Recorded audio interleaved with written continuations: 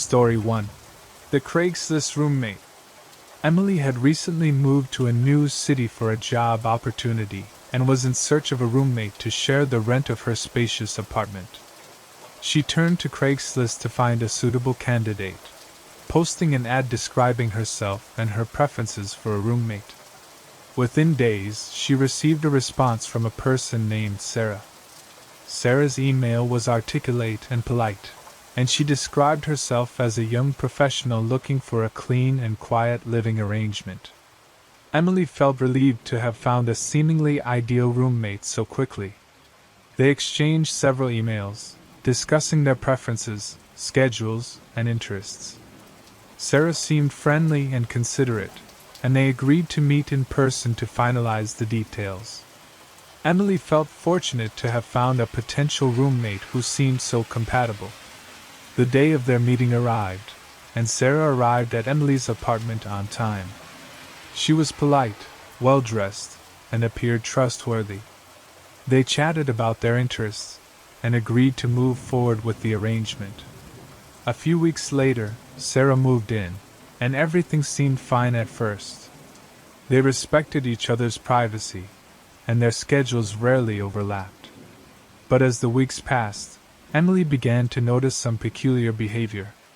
Sarah would often stay up late, typing away on her computer in her room. Emily could hear the faint sound of whispering voices coming from her room late into the night. When Emily inquired about it, Sarah explained that she worked from home and frequently had conference calls with international clients in different time zones. Emily accepted the explanation, but her unease continued to grow. One evening, she couldn't help but overhear fragments of Sarah's conversation.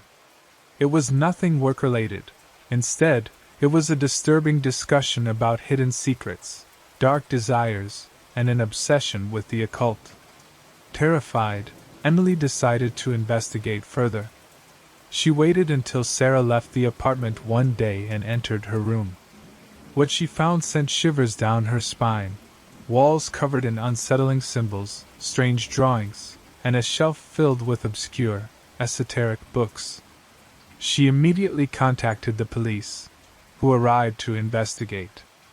To their horror, they discovered that Sarah was involved in a secretive and sinister cult. Her late-night calls were not business-related but instead involved disturbing rituals and discussions of dark plans. Sarah was arrested, and her room was searched thoroughly. The police uncovered a hidden compartment containing bizarre artifacts, including a human skull.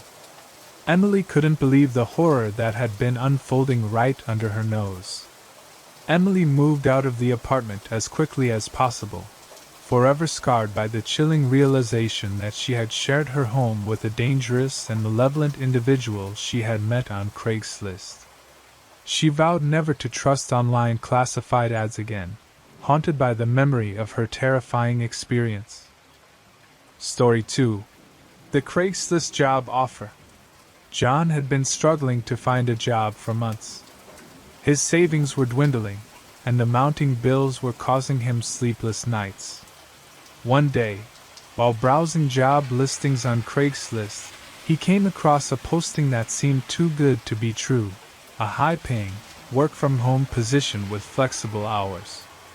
The ad didn't provide much information, but it included an email address for inquiries. John, desperate for a break, sent an email expressing his interest. To his surprise, he received a response within hours, offering him an interview via video call. The interview went smoothly, and John was offered the position on the spot. The company, called Future Tech Solutions, claimed to be a tech startup specializing in advanced software development. They assured him that he would be working on innovative projects and offered him a generous salary. Overjoyed, John accepted the offer and began working from his home office.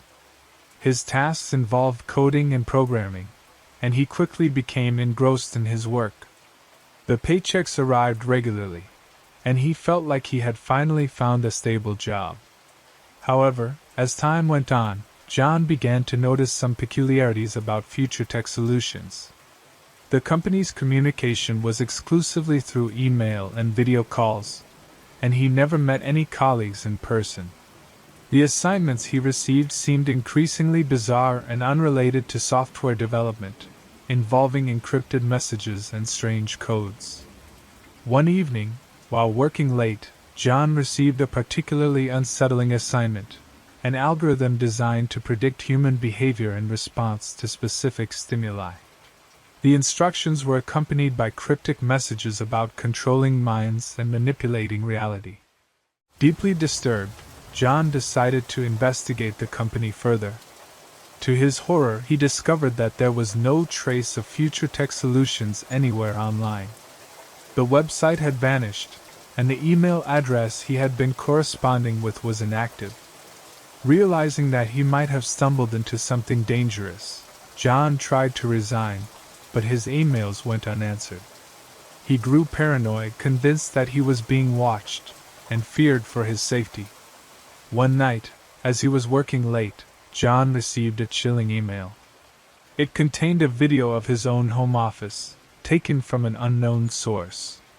The message read, "We're always watching." Terrified, John disconnected his computer, grabbed his essentials, and fled his apartment.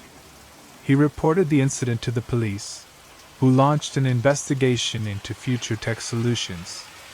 They discovered that the company was a front for a criminal organization involved in cyber espionage and mind control experiments. John went into hiding, constantly looking over his shoulder, haunted by the realization that his pursuit of a job had led him into the clutches of a nefarious organization. His life would never be the same, a constant reminder of the dangers lurking behind the facade of seemingly legitimate Craigslist job offers. Story 3. The Craigslist Antique. Samantha had always been fascinated by antiques. She loved scouring online listings, visiting estate sales, and hunting for unique treasures to add to her collection. One day, while browsing Craigslist, she came across an intriguing ad for an antique mirror. The mirror was described as an exquisite piece from the 18th century, adorned with ornate carvings and intricate details. The asking price was surprisingly low, considering its purported historical significance. Intrigued, Samantha contacted the seller, a man named Richard, and arranged to meet him at his home. When Samantha arrived at Richard's house, she was struck by the peculiar aura that surrounded the place. The house was filled with an assortment of antiques, curios, and oddities, all arranged haphazardly. Richard himself was a disheveled man with a gaunt appearance, who seemed overly eager to part with the mirror. He explained that the mirror had been in his family for generations, but had recently brought nothing but misfortune. He claimed that it was cursed and that he needed to rid himself of it before more tragedy befell him and his loved ones. Despite her reservations, Samantha was drawn to the mirror's beauty and decided to purchase it. She carefully loaded it into her car and drove home, excited about her latest acquisition. That night, Samantha hung the antique mirror in her bedroom, its presence casting an eerie ambience. As she admired her reflection, she noticed something strange, a faint, shadowy figure standing behind her, its features distorted and sinister. Terrified, Samantha spun around, but there was no one there. She chalked it up to a trick of the light, and went to bed, trying to put the unsettling experience out of her mind. However, as the days passed, Samantha's nights became increasingly disturbed. She would wake up in the middle of the night to find the shadowy figure from the mirror standing at the foot of her bed, watching her with malevolent eyes. It never moved or spoke, but simply stared at her with a haunting intensity. Desperate to escape the torment, Samantha contacted Richard, the seller, to inquire about the mirror's history.